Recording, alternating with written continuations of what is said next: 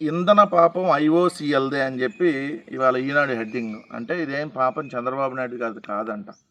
ఇప్పుడు ఏదైతే diesel petrol దొరకపోవటానికి కారణం చంద్రబాబు నాయుడుది కానీ లేదంటే ఈ ప్రభుత్వాన్ని కాదు. నమ్మాలి మీరంతే. ఎందుకంటే వీళ్ళకేం తెలియదు. వీళ్ళ చిన్న పిల్లలు, చిన్న బొప్పిలు, వీళ్ళకేం తెలియదు అనమాట.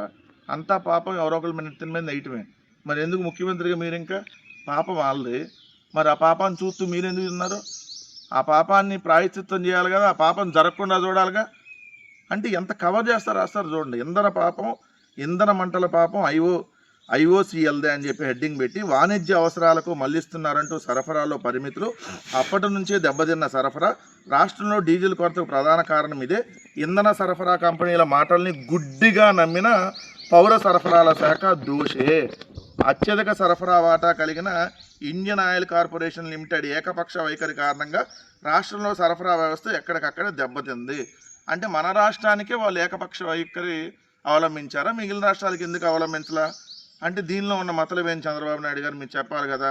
దీంట్లో ఇక్కడ చూస్తూ ప్రధాన దోషి ఇండియన్ ఆయిల్ కార్పొరేషన్ అయితే రెండో దోషి పౌర సరఫరాల శాఖ. ఈ పౌర సరఫరాల శాఖ ఎవరిది? మిస్టర్ నాదెండ్ల మనోహర్ గారి చేతిలో ఉంది. ఆయన ఎవరు? మీ క్యాబినెట్లో మంత్రి. మరి ఆయనేమో మొత్తం స్టాక్ మొత్తం రెడీగా ఉంది. ఉండాల్సిన దానికంటే 8% డీజిల్ అదనంగా ఉంది. ఉండాల్సిన దానికంటే పెట్రోల్ 2.4% అదనంగా ఉంది స్టాక్ అని చెప్పారు.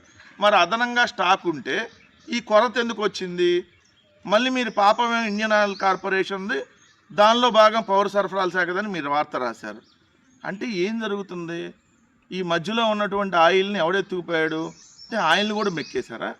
డీజిల్ పెట్రోల్ కూడా తాగేశారా? మామూలుగా రేషన్ పందికొక్కుల్లాగా తినేయటం అలవాటే, యూరియాను కూడా పందికొక్కుల్లాగా తినేయటం అలవాటే. ఎవరు తినాలని అంటున్నా, అందరిని అంటున్నా. ఇప్పుడు ఆ డీజిల్ అని పెట్రోల్ని కూడా పందికొక్కుల్లాగా తినేశారా?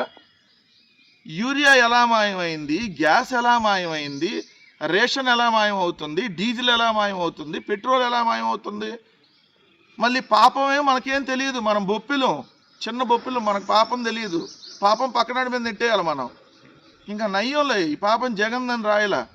ఇంతకంటే సంతోషించాలి. ఈ వార్తలో ఈనాడు పెట్టిన హెడ్డింగ్ చూస్తే ఈ పాపం ఇండియన్ ఆయిల్ కార్పొరేషన్ది. అసలు ఆంధ్రప్రదేశ్కి ఏం సంబంధం లేదు. ఎన్నాళ్ళు ఇలా మీరు ప్రజలను మభ్యపెడతారు? శాతగాని దద్దమ్మలం అని చెప్పి తప్పుకోండి. అరే డీజిల్ ఇవ్వలేరు, పెట్రోల్ ఇవ్వలేరు, గ్యాస్ ఇవ్వలేరు, రేషన్లు ఇవ్వలేరు, ఏదైతే మీరు అన్నట్టుగా యూరియా ఇవ్వలేరు, రైతులకు సకాలంలో విత్తనాలు ఇవ్వలేరు, ఫీజు రియంబర్స్మెంట్ ఇవ్వలేరు, ఆరోగ్యశ్రీ ఇవ్వలేరు, హాస్పిటల్లో మందులు ఇవ్వలేరు. ఇది ఏ గుడ్డిగాడిది పలుదా ఉంటానికి ఇంకా మీకు మంత్రి పదవులను లేదంటే ఈ ప్రభుత్వం. సో తన తప్పిదాన్ని పక్కనాడు మీదకి నెట్టి తప్పించుకోవాలని తన పత్రికలో రాయించుకున్న మరొకసారి చంద్రబాబు నాయుడు గారి వైఫల్యం పూర్తిగా బట్టబయలైందనేది క్లియర్.